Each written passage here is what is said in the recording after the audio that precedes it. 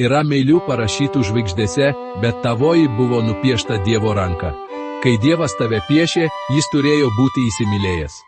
Meilės jūros pakrantėje, su kiekviena švelnia banga, piešdamas tavo sielos esmę.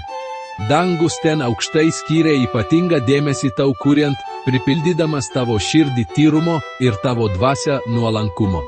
Būtent šis vidinis grožis mane sužavėjo. Tavo balsas, saldus kaip medus, ir tavo šypsena, dovana iš dangaus. Tai tik išoriniai atspindžiai to lobio, kurį saugai savyje. Kai Dievas tave piešė, jis turėjo būti įsimylėjęs.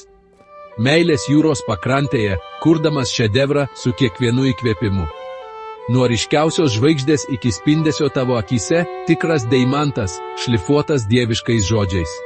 Ir nors tavo išorinis grožis švyti, man labiausiai rūpi tavo vidinė šviesa.